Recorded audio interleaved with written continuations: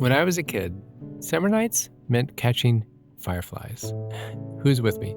Right? Do you remember this? We grab empty mason jars, punch holes into the lids, and then race into the backyard at dusk. I've got to be honest, I still want to do this every summer.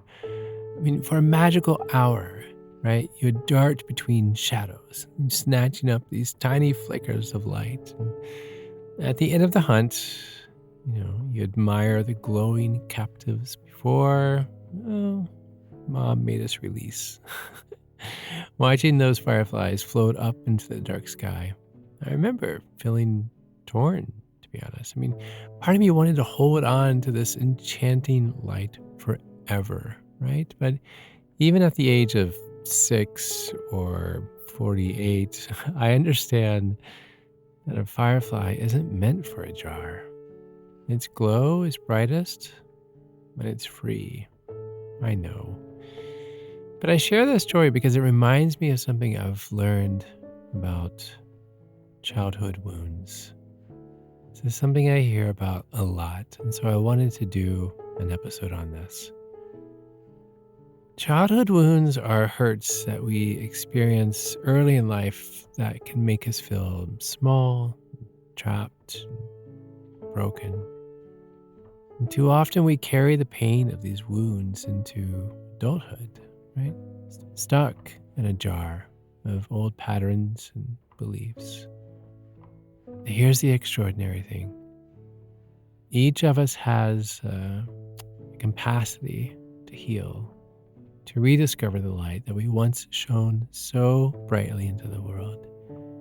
Healing your inner child is about honoring your past hurts while claiming the freedom and wholeness that have been yours all along.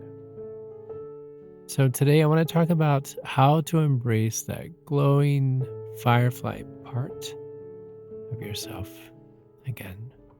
I'm going to be honest. If you are already sensing that this is going to be a heavy one, pause. Reach out to a friend. Reach out to a counselor. Reach out to a professional therapist. And sit with this. Listen to this episode together. But if you're already having some thoughts, wait. Share this with a friend. Don't go through this alone because this episode, it is going deep. And I want you to be in a safe space and to be able to heal when we do. I'm Chad Lawson, and let's calm it down in 3, 2, 1. First, I want to unpack what I mean by childhood wounds. We might think of the big traumas, right? Abuse, neglect, losing a parent. And those experiences can certainly leave deep scars. But childhood wounds can also come from more subtle experiences. Feeling misunderstood or struggling to make friends or just concluding that we're too much or not enough. Those early years are when we're forming our core beliefs about ourselves, about others, and even about the world, to be honest. So when hurtful interactions or circumstances, when they shape us, they can shape us in a really profound way, even if we don't really remember this being the case. And the tricky thing is we don't always recognize how much those old wounds still impact us. We might find ourselves overreacting to criticism at work and struggling to trust maybe a romantic partner or feeling this vague sense of emptiness. It's easy to get frustrated with those patterns without recognizing the roots. I'm going to say that again. It's easy for us to get frustrated with those patterns without recognizing the roots. I like this analogy of a steering wheel that's out of alignment, right? You're cruising through adult life, right? Then your reactions and your behaviors, they keep veering you off the road in confusing ways. So healing your inner child is like getting that alignment corrected at the perfect level, at the soul level. It's coming to recognize with great compassion, oh, this is why I operate the way I do. So how do we start? How do we start that repair work? Well, a powerful first step is acknowledging that you have an inner child who's hurting and needs your care. This might feel really strange at first. I mean, after all, your childhood is long behind you, right? I mean, that was so long ago. Stick with me.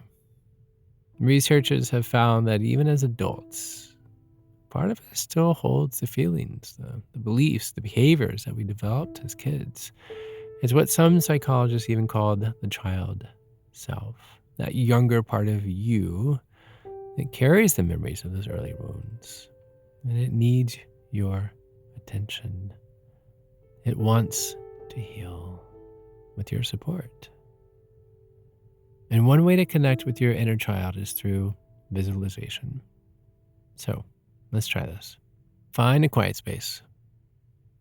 Close your eyes and imagine yourself as a little kid. Picture specific details, right? What is young you wearing? What's your hair like? Can you remember a room, or can you see your wide eyes and gap-toothed smile? Now, notice how that little one is feeling. Are they joyful? Are they scared? Are they lonely? Sit with those emotions with an open heart. This is a chance to offer your younger self the comfort, the reassurance, the unconditional love they always needed. Now imagine saying to that little one, I see how much pain you're carrying, and I'm so sorry you had to go through this. But I'm here for you now. You're safe, you're loved, and together we're going to get through this.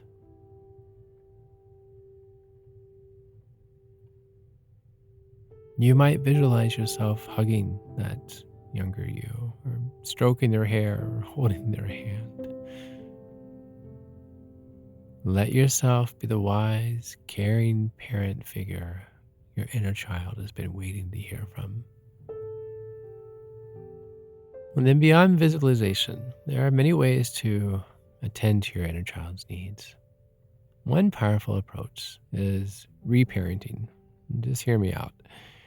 Consciously providing for yourself now what you didn't consistently receive as a kid. Does that make sense? Consciously providing for yourself now what you didn't really get when you were a kid. If you often felt unseen in childhood, practice mirroring your own emotions, validating your experiences without judgment. If you rarely felt safe to express your true feelings, set aside some time to journal uncensored feelings, giving voice to your anger, fear, or sadness without filter. Do you hear that?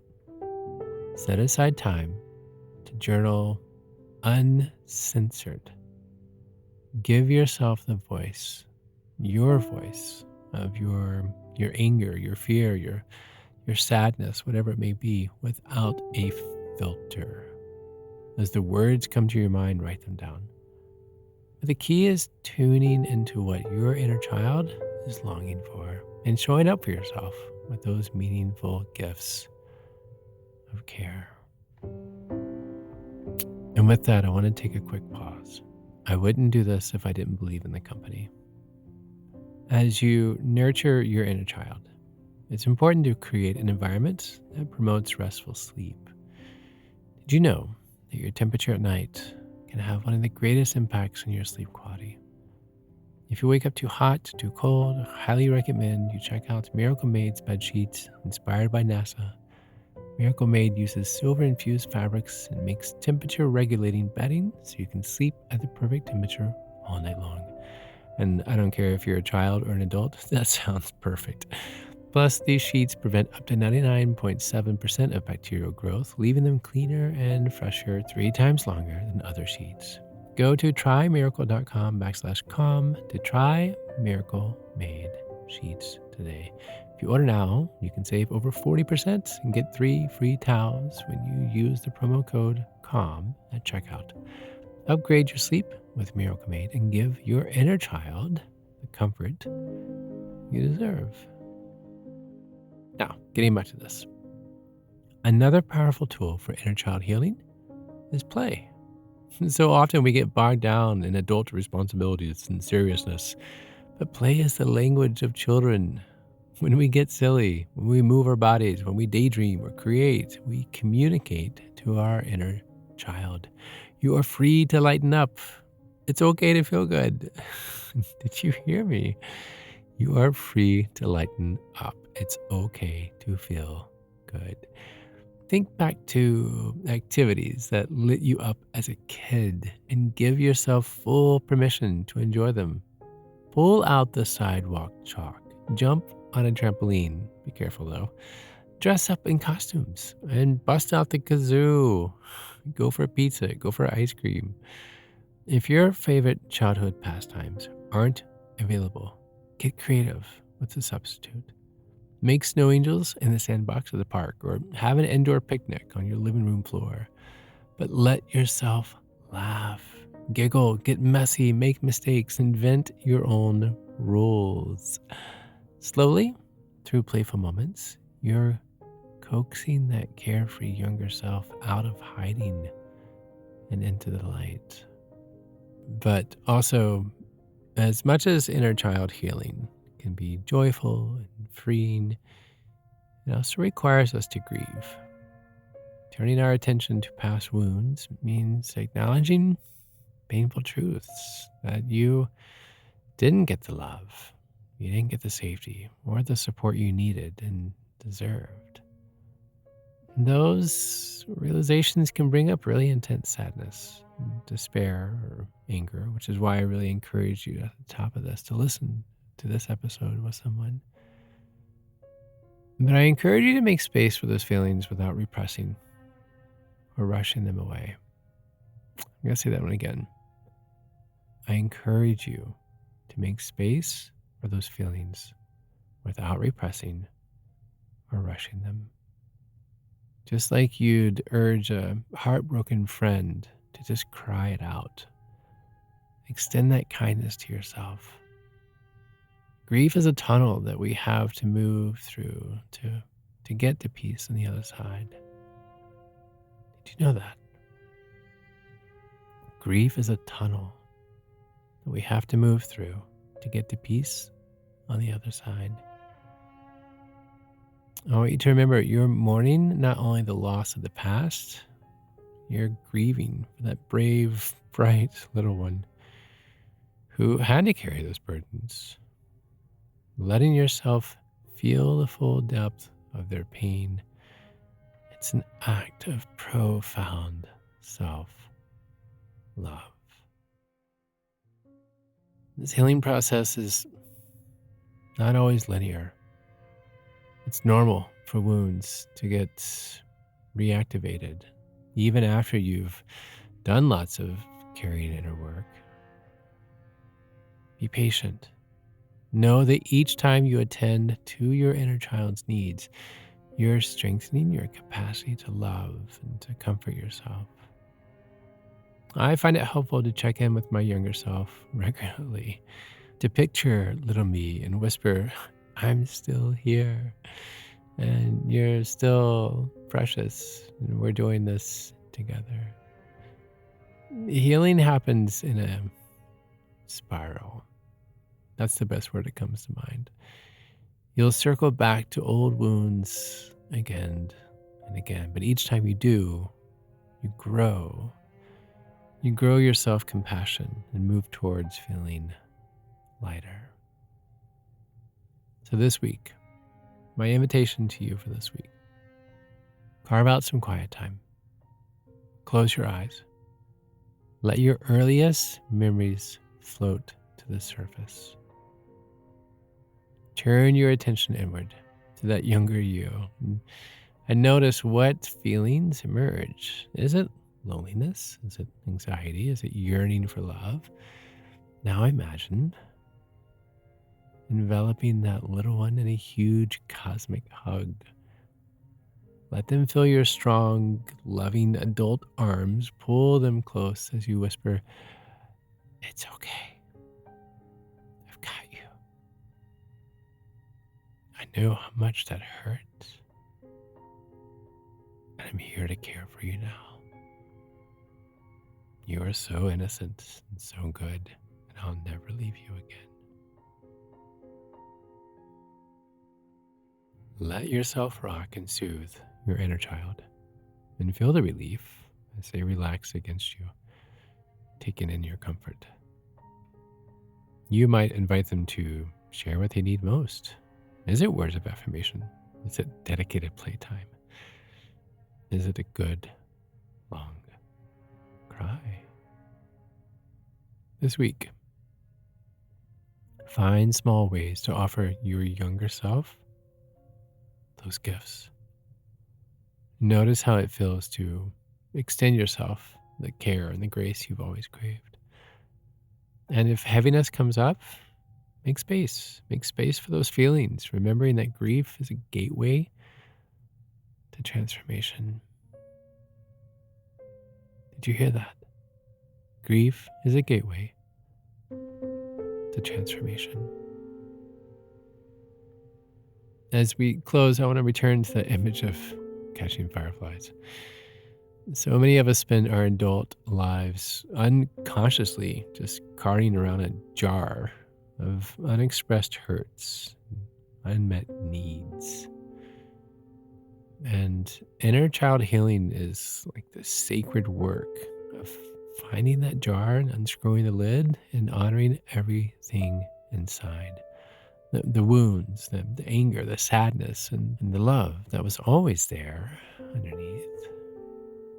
And as you tend to your inner child with open-hearted attention, you are freeing the brightest parts of yourself to shine again. You're coming home to the simple joy, the creativity, the innocence, and wholeness that is your birthright.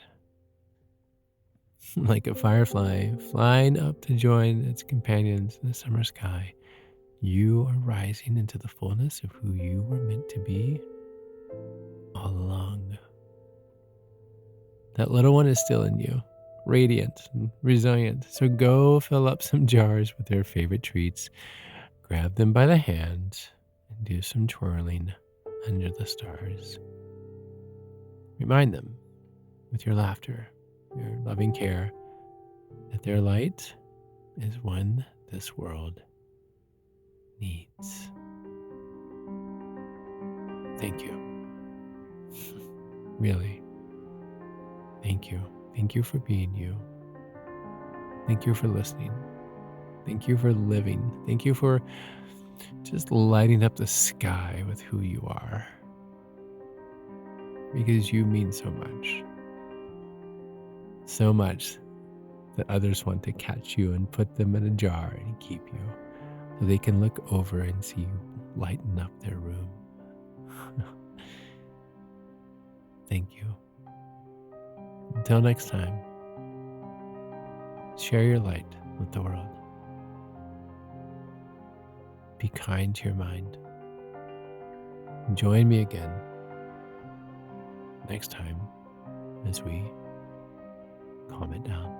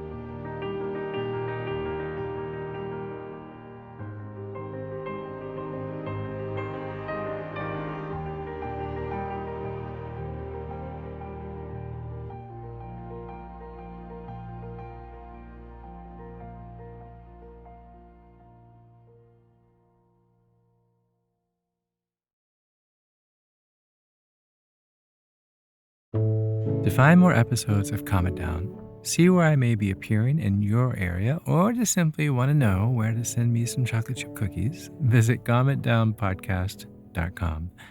This podcast was written and produced by yours truly, Chad Lawson, composer, pianist, and nationally recognized Sweet Tooth.